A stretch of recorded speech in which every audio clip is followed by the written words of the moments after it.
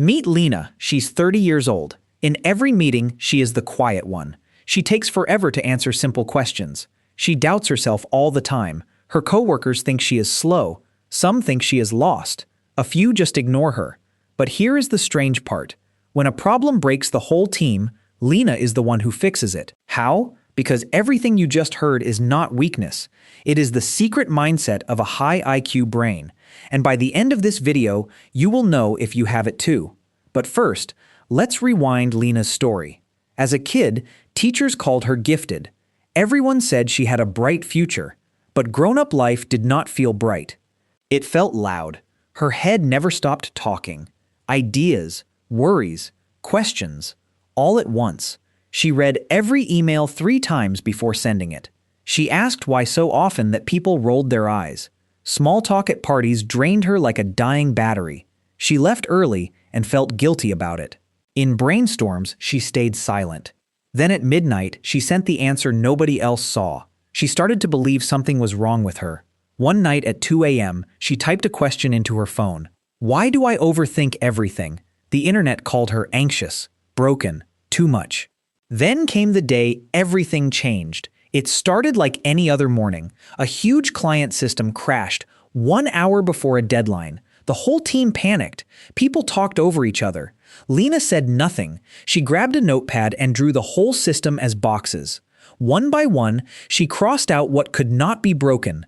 10 minutes later, she circled one small box. There, she said, that is the broken link. She was right. Her boss stared at her and asked, "How did you see that?" Lena opened her mouth, then closed it. She did not know how to explain her own mind. The words just were not there. That night, a new question kept her awake. What if my brain is not broken? What if it just works differently? Here is the truth Lena never learned in school.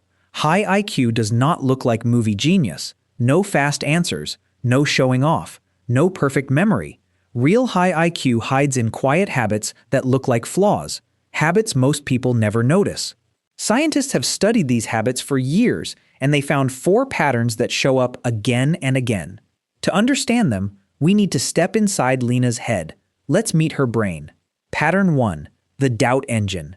Here is something that sounds backwards. The smartest people often trust themselves the least. It sounds impossible, but it is true. Psychologists call part of this the Dunning-Kruger effect. People with low skill often feel very sure. People with high skill often feel unsure. Why does this happen? Because a sharp brain simply sees more. It sees 10 different ways a plan could fail. A simple brain sees only one way it could work. So doubt is not fear here. Doubt is a scanner. It runs in the background all day.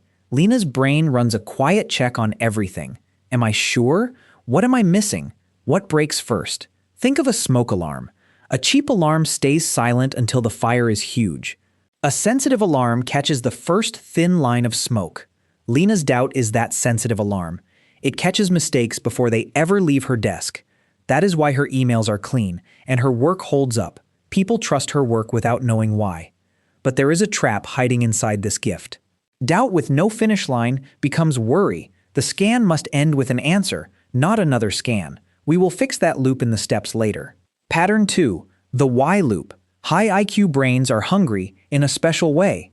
They do not just like answers, they need them. Brain scans show something amazing about curiosity. A strong question lights up the brain's reward system. That is the same system that fires for food or money. So for a curious brain, learning literally feels like a prize. No gift needed. The answer is the gift. An open question works like an open tab. The brain cannot fully rest until the tab is closed. This is why Lena asks why 5 times in a row. She is not trying to annoy anyone. Her brain pays her in good feelings for every answer she finds. Most people walk past a locked door without a thought.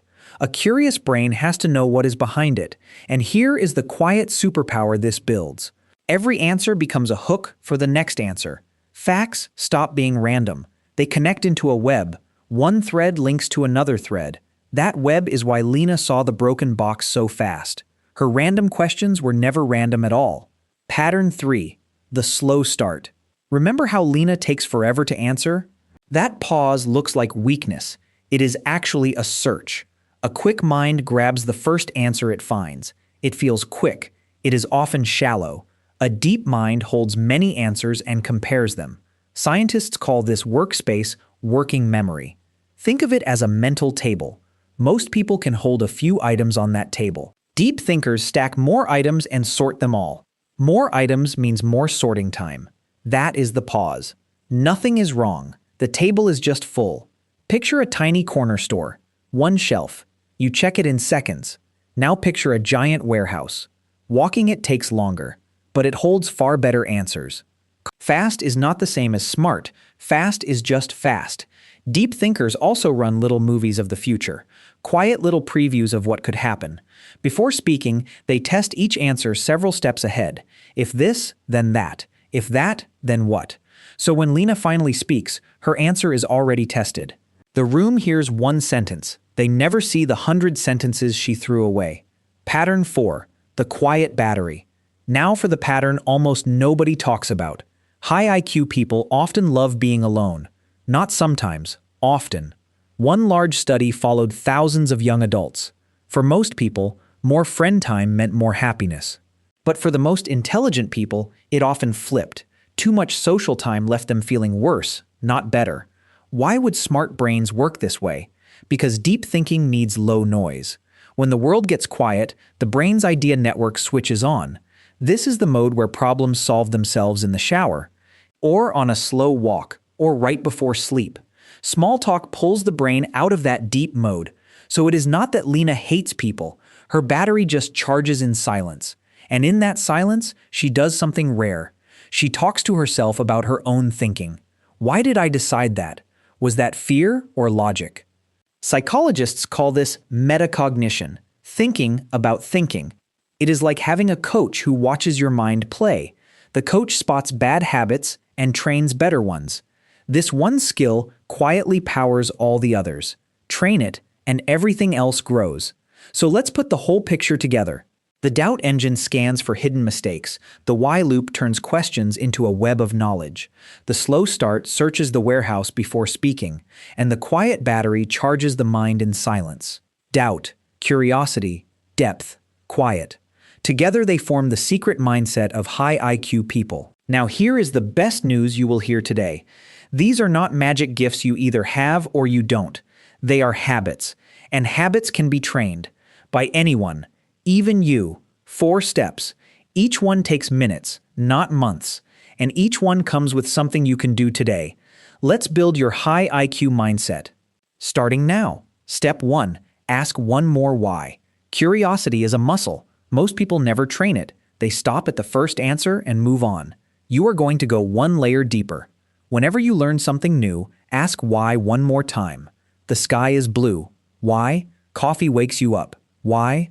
Each extra why opens a hidden door in your web, and your brain rewards you for walking through it. Here is your action for today. Pick one thing you use today. Your phone, your coffee, money. Ask why it works. Then spend 5 minutes finding out. Close one open tab in your brain today. Feel how good that click is. Step 2. Put doubt on paper.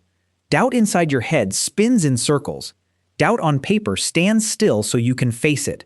You can read it, you can answer it. So write your worry down as a question. Is this email clear? Did I miss a step?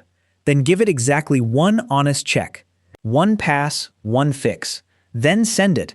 This is the new rule that keeps your scanner useful. Every doubt earns 1 check, never 10. That is how doubt stays a tool and never becomes a cage. Your action for today is simple. The next time you want to recheck something, allow 1 recheck. Then stop. Trust the scan. Step 3. Take the slow lane. Stop punishing yourself for pausing. Your pause is a warehouse search. Protect it. Here is a magic sentence for meetings. Good question. Give me a second. Those 6 words buy your brain the time it needs. In chats and emails, wait 10 seconds before you reply. Slow answers, high quality, every single time. That becomes your quiet brand. Soon people learn something surprising about your pause. When you finally speak, it is worth the wait. Your action today: use that magic sentence once. Say it out loud. Feel the room slow down for you. Step 4. Guard your quiet hour. Deep brains need deep time, not stolen minutes, so pick 1 hour, just one. Phone in another room, no songs with words, no pings. The first 10 minutes will feel boring. That is normal. Do not quit. Sit with it. Boredom is the sound of your idea network warming up. Then the quiet magic starts. Old problems untangle, new ideas surface on their own. This hour is when your quiet battery truly charges. Your action today: book 1 quiet hour this week. Treat it like a doctor's visit. No canceling. Do these 4 steps for 1 month. Ask deeper. Check once. Pause proudly. Guard your quiet. Small habits. Compounding mind. That is how ordinary days build an extraordinary brain. 1 quiet hour at a time. Now, let's see how Lena's story ends. 3 months later, Lena walks into the same meeting room, but she is not the same. She stopped calling herself slow. She calls her doubt a scanner, her questions a superpower, and her silence, she calls it charging. Her sweater glows from orange to bright yellow. A hard question hits the room. Everyone freezes. Lena smiles and says, "Good question. Give me a second." And the room waits, because now they know it is worth it. Maybe you saw yourself in Lena today. You doubt, you question, you pause, you crave quiet. That was never a flaw. That was depth all along. Share this with the quiet one you know. They need to hear it. And if you want to know what your love of being alone says about your brain, watch this next.